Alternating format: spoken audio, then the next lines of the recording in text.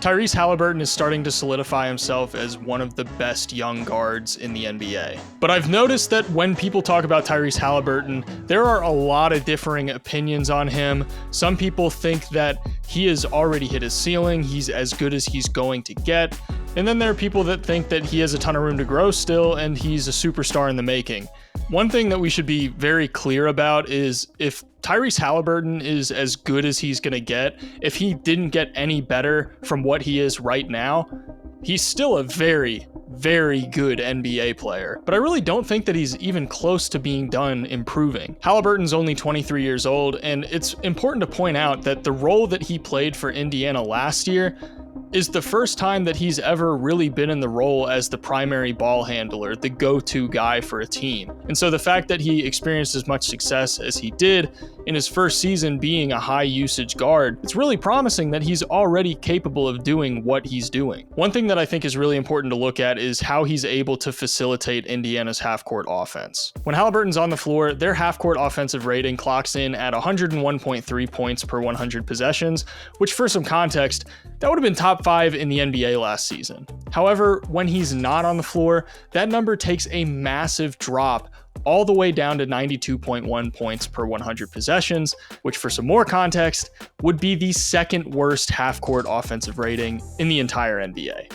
When you see how their offense functions with him on the floor, those numbers really start to make sense. They definitely aren't surprising. Haliburton is a very talented passer, but he's definitely not afraid of the simple passes. He's not necessarily always looking for the most dynamic, highlight-generating pass in the world. He's just looking to find the guy who's open. Sometimes this results in simple passes that just allow his teammates to attack a closeout and create an advantage out of it.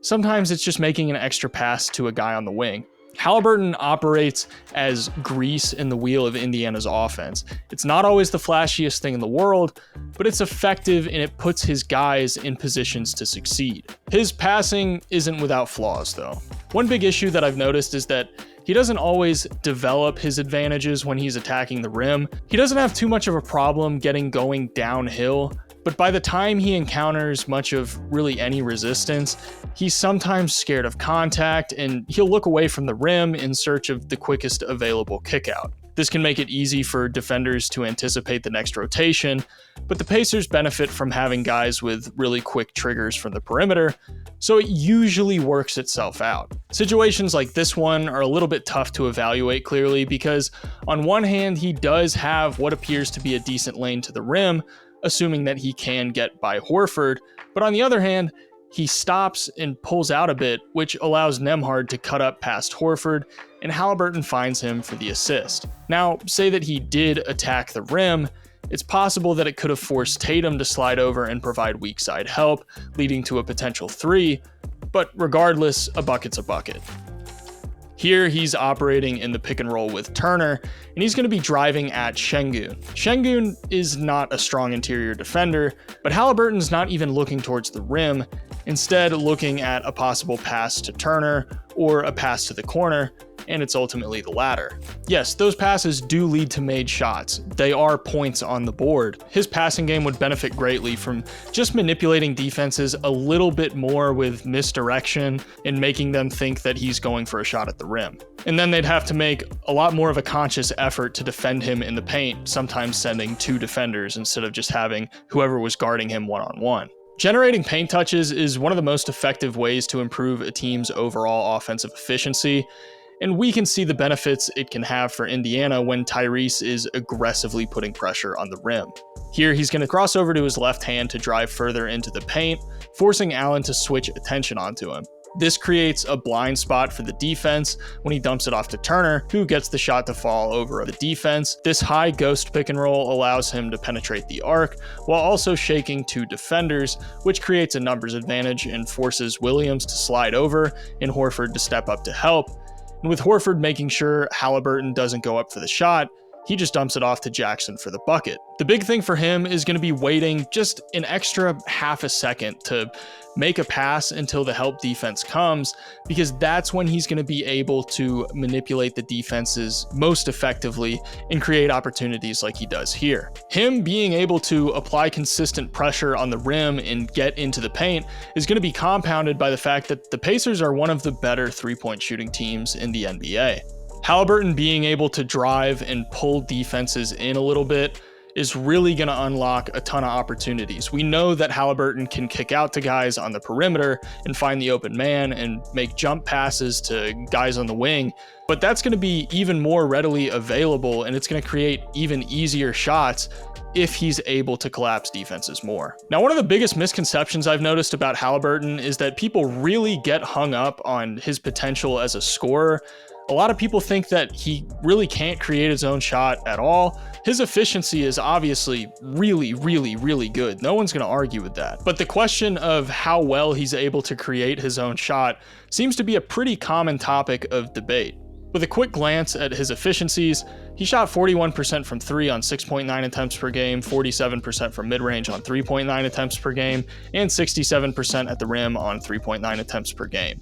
You might think, well, how many of those shots is he actually creating for himself? 45% of his made threes were assisted, 21% of his mid-range makes were assisted, and 28% of his shots at the rim were assisted, giving him a total assisted percentage of 33%. In regards to where that ranks among the rest of the league, 97th percentile. The numbers say that he's already a great shot creator, but what does the film say? We've already talked a little bit about the driving stuff, but from beyond the arc, he's a pretty promising perimeter creator. Like I mentioned earlier, the majority of his made threes are unassisted. He doesn't really do a ton of flashy stuff off the dribble. He mostly takes advantage of teams anticipating him driving in the pick and roll or looking to pass on the roller. With how much they usually sag off of him, he has plenty of space to pull the shot. He's also really good at abusing mismatches from beyond the arc.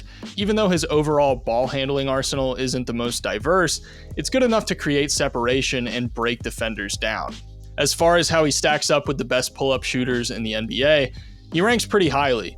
His efficiency is the second best in the league, and his volume is on par with the top guys that you think of when you think of volume three-point shooters. One thing he's really good at is punishing teams when they switch when defending ball screens. He's got a really quick trigger, even though the shot form is still a little bit weird.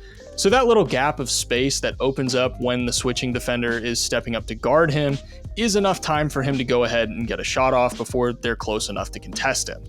There's also his mid-range creation, which isn't super far along yet, but it's something to pay attention to. His efficiency is solid, but when I'm watching him, it's almost like he's surprised when he's able to create a shot for himself in the mid-range, as if it's something that he's just starting to realize that he can do. If his rim pressure doesn't come along more, I do think he'll be able to demand more attention from defenses on the basis of them trying to prevent his mid-range shooting. His floater game is also where you really see him shine, and this can somewhat make up for the lack of shots that he gets at the rim. Haliburton's kind of a difficult player to evaluate right now. Do I think he's reached his peak and that he's not going to get any better? Absolutely not. Do I think that he's going to develop into some 30-point per game, 10-assist guy? I don't necessarily think that's likely, and it has nothing to do with his skill as a player. I think he's a very good player. The issue is more so to do with his wiring. There are obviously certain skills that he needs to improve on if he's going to become a true number one option on a championship team, but I also think in terms of how he's wired as a player, he may not necessarily be the kind of guy who's going to go out and get you 27, 28, 29, 30 points per night. However, I do think he's going to be the type of player that's not going to have any issue facilitating your offense and having the ball in his hands the majority of the time.